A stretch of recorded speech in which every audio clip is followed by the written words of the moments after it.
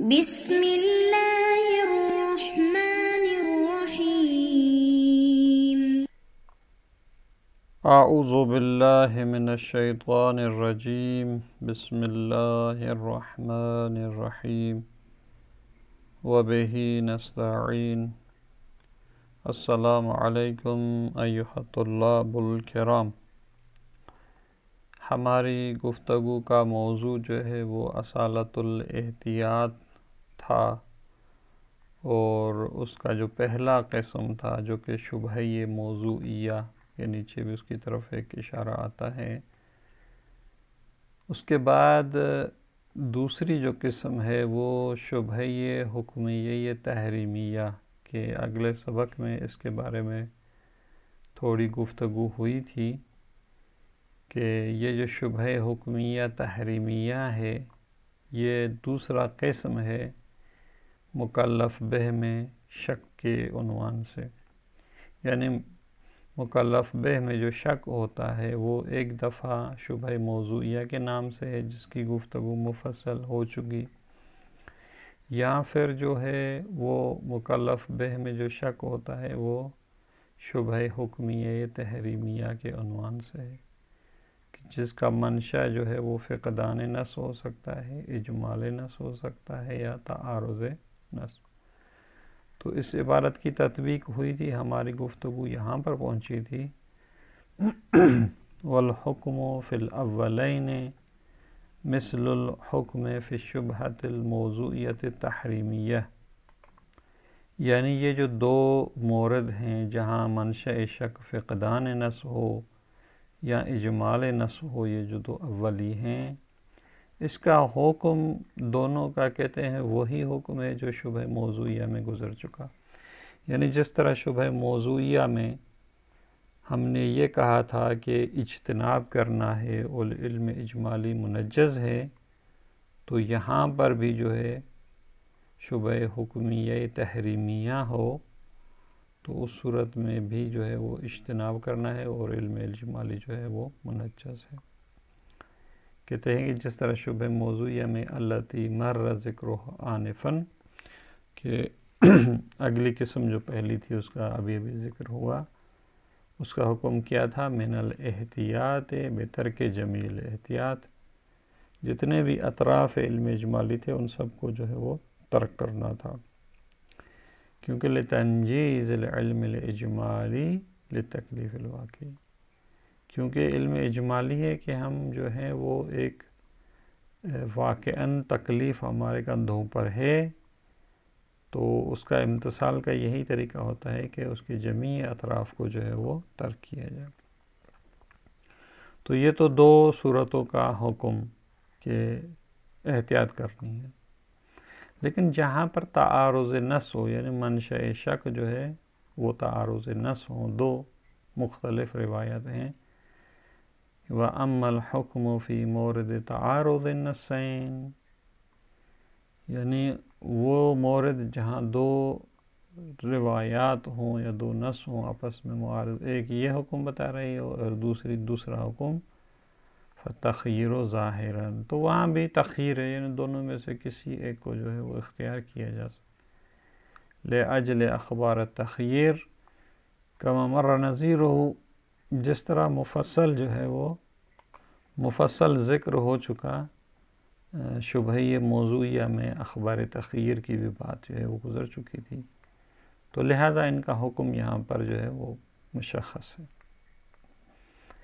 سوال یہ پیدا ہوتا ہے کہ جو پہلی گفتگو تھی پہلے قسم کے بارے میں، شبہہ موضوعیہ کے بارے میں،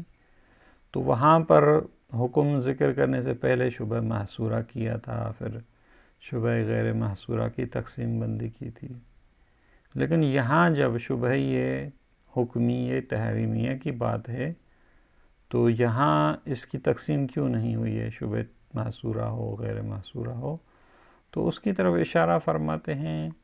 کہ شبہ حکمیہ میں یہ چیز بہت کم ہے کہ شبہ غیر محصورہ ہو،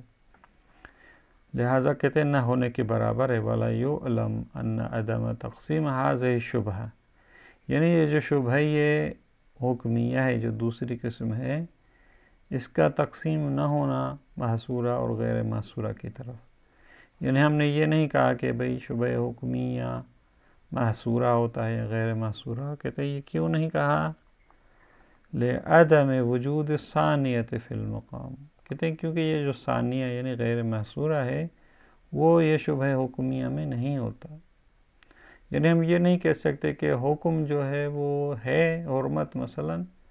لیکن بہت سارے احکام میں سے ایک ہے، یہ اس طرح شریعت میں نہیں ہے، یعنی اذ لیس عندنا ظاہرا مورد، کہتے ہیں ہمارے ہاں کوئی ایسا مورد کہ نعلم فیہ بالحرمت، کہ ہمیں ایک علم اجمالی ہے کہ بھئی ایک حکم جو ہے وہ حرام ہے، ونجہل الحرام، لیکن وہ حرام کون سا ہے اس کے ہمیں پتہ نہ ہو، اور وہ بھی بحیث یتردد الحرام بین امور کثیرۃ غیر محصورۃ، اور وہ بھی اسی طریقے سے ہو کہ یہ حرام جو ہے وہ بہت سارے امور جو کہ اتنے زیادہ ہوں اور جن کو جو ہے غیر محصورہ ہوں، جس طرح محصورہ اور غیر محصورہ کی تعریف گزر چکی تھی، یعنی عرفاً جو ہے وہ اس کے بارے میں ہم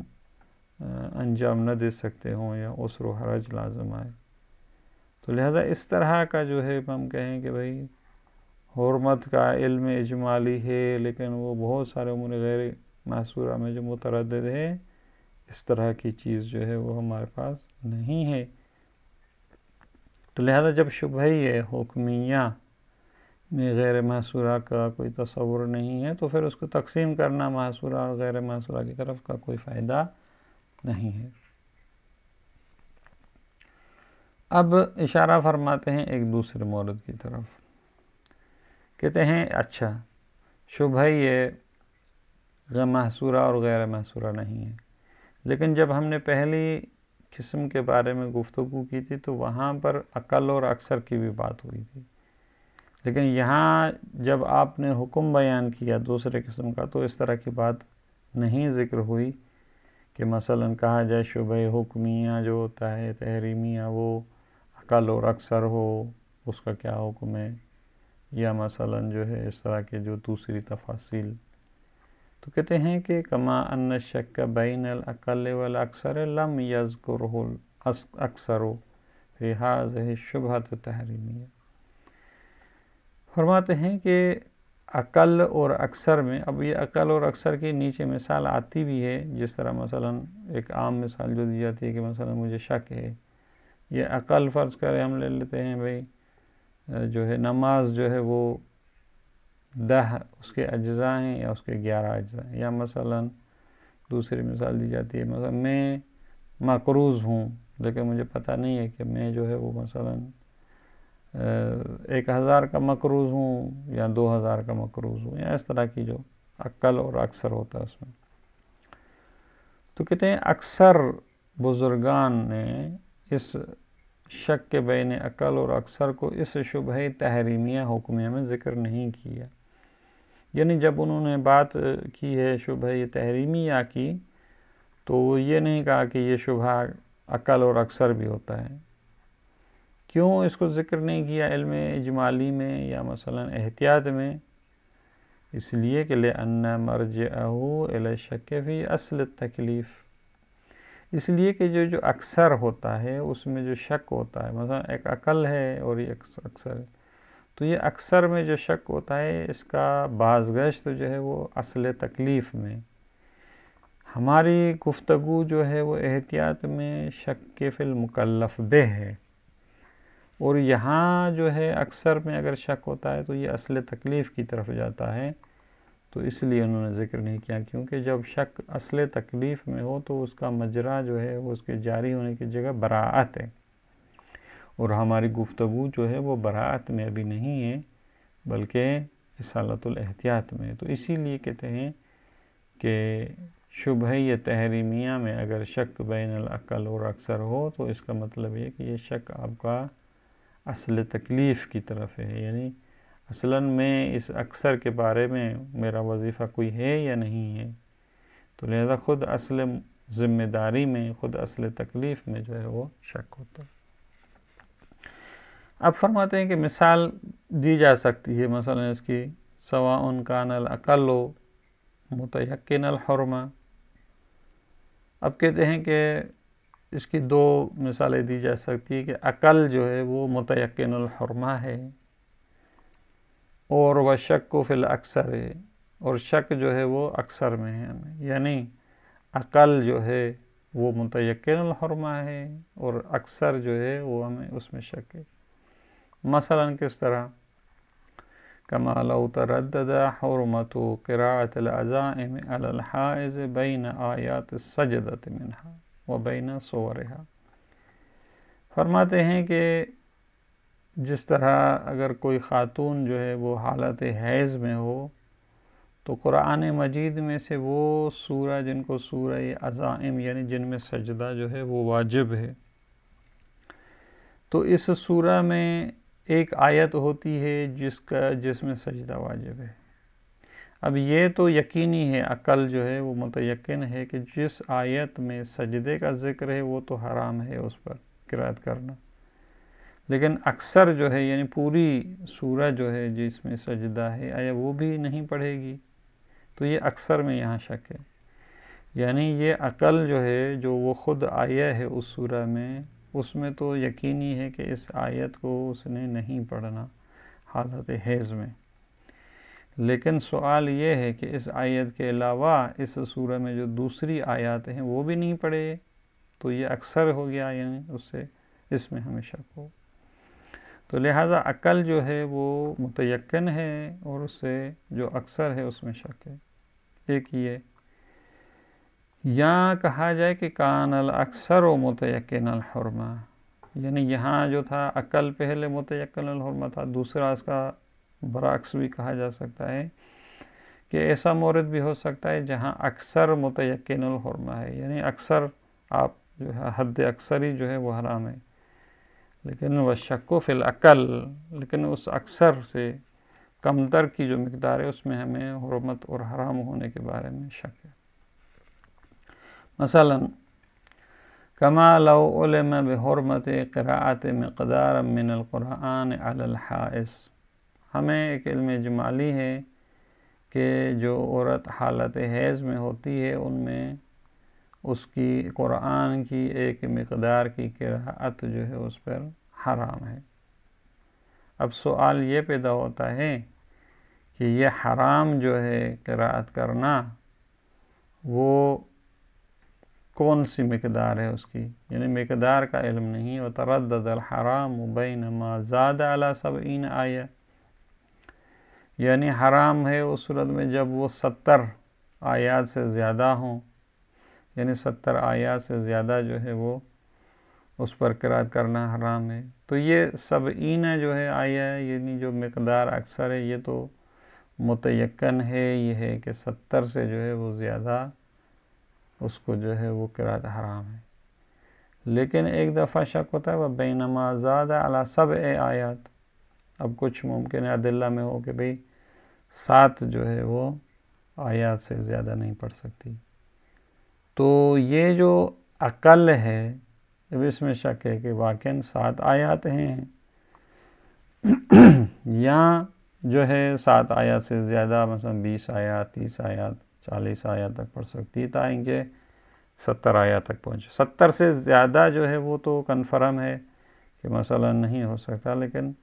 جو عقل ہے یہ کم ترین مقدار جو ہے وہ 7، اب اس میں شک ہے کہ آیا یہ 7 ہی ہیں اور زیادہ نہیں پڑھ سکتی یا 70 تک ہے۔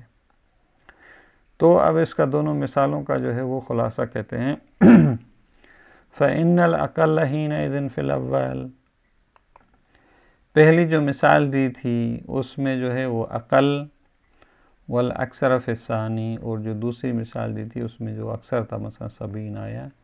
یہ جو ہے متیقن الحرمہ ہے۔ پہلی مثال میں جو ہے وہ عقل جو تھا اور دوسری مثال میں جو ہے وہ اکثر جو ہے یہ متیقن الحرمہ۔ وَالشَّكُّ فِي الْآخَرِ شَكٌّ فِي التَّكْلِيفِ، اب اس اول میں عقل سے ہٹ کر اور ثانی مثال میں اکثر جو 70 آیا اسے ہٹ کر جو دوسرا طرف ہے اس میں اگر شک بھی ہو تو یہ شک جو ہے وہ اصل تکلیف میں ہے، اور جب اصل تکلیف میں شک ہو تو فَهُوَ خَارِجٌ عَنْ مَقَامِنَا هَذَا، تو وہ اس ہمارے مقام سے جو ہمارا شک، جو ہماری گفتگو ہے وہ مکلف بہ میں شک ہے، نہ کہ اصلی تکلیف میں، تو لہذا ہماری گفتگو سے یہ مورد خارج ہے۔ اسی لیے علماء نے اس عقل اور اکثر کو جو ہے وہ اس میں یہاں شبہ حکمیہ تحریمیہ میں ذکر نہیں کیا۔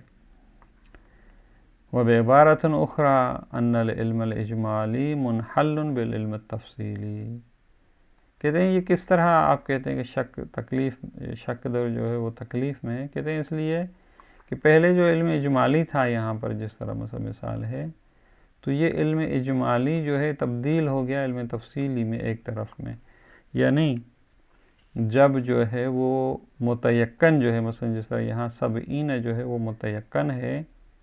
تو دوسرا جو طرف ہو جائے گا اس میں شک بدوی ہو جائے گا، یعنی علم اجمالی منحل ہو گیا علم تفصیلی میں، اور جو دوسرا طرف بچتا ہے وہ شک البدوی فی الآخر، اور یہ دوسرا جو طرف ہے اس میں شک بدوی ہو جائے گا،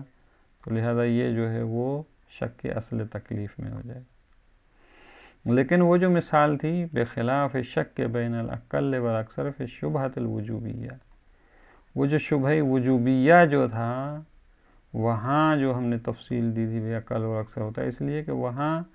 شک جو ہوتا ہے وہ شک مکلف بہ میں ہی ہوتا ہے، علم اجمالی منحل نہیں ہوتا تھا،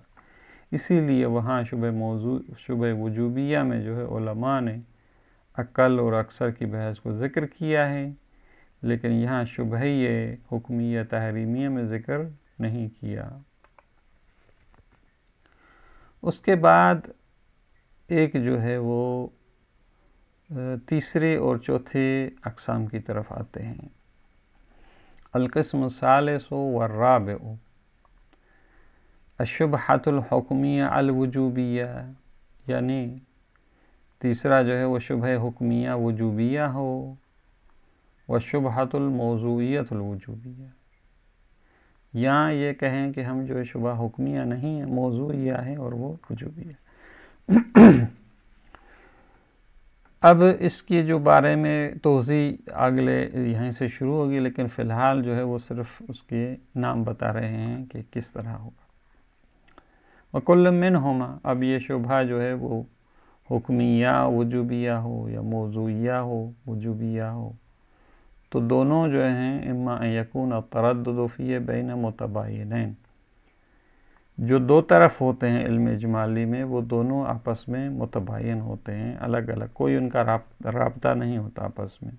جس طرح اس کی مفصل جو ہے وہ مثال جو ہے وہ آگے آئے گی۔ ایک یہ او بین الاقل والاکثر الارتباطیین،